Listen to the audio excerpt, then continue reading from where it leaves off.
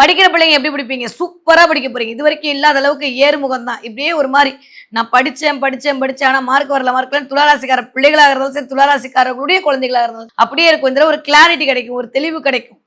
April மாசத்துக்கு அப்புறம் ஜெயிச்சே ஆகணும்னு பிள்ளைகளுக்குள்ள ஒரு உத்வேகம் வரும். ராசிநாதன் அதை உருவாக்கி குடுப்பார்.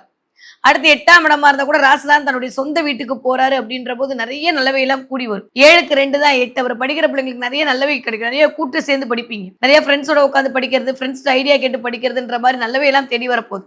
ரொம்ப வருஷத்துக்கு அப்புறம் துளாராசிக்காரருக்கு நல்ல நேரம் கிடைக்குது. பிள்ளைங்களா நல்லபடியா பயன்படுத்திக் கொள்ளுங்க. ஓகே. 20 வயதிலிருந்து 40 வயது இருக்கக்கூடிய துளாராசிக்காரர்களுக்கு வீட்டுல கெட்டிமேள சத்தம் கொட்டும். நிறைய காதல் திருமணம் நடப்பதற்கான வாய்ப்புகள் இருக்கு. கல்யாணம் நடக்கும். காது குத்து நடக்கும். உங்க தலைமையிலேயே நடக்கும். நிறைய பிரிந்தவர்கள் வந்து சேருவார்கள். இதுவரைக்கும் பேச தயக்கமா இருந்த இடத்துல டக்கு டக்கு நீங்களா போய் பேசுவீங்க. மகிழ்ச்சி, ஆரவாரம், அன்பு அத்தனையும் கிடைக்கும். நெகட்டிவா ஒண்ணுமே இல்லப்பா. நிறைய பணம் சேர்வதற்கான வாய்ப்புகளை தேடி போக போறீங்க. பயணப்பட போகிறீங்க. எப்படி பணத்தை சேர்த்துக்கலான்ற மாதிரி எண்ணம் வரப்போகுது. நிறைய கிஃப்ட் கிடைக்க போகுது.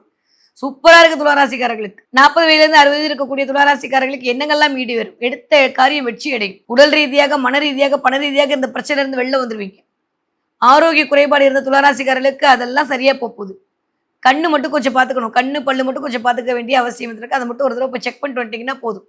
மற்றபடி எல்லாமே நல்லா தான் இருக்கு. ஸோ துளாராசிக்காரர்களுக்கு இந்த ஏப்ரல் மாதம் ஏறுமுகமாக இருக்கக்கூடிய மாதமாகத்தான் இனிதே மலர காத்திருக்கிறது.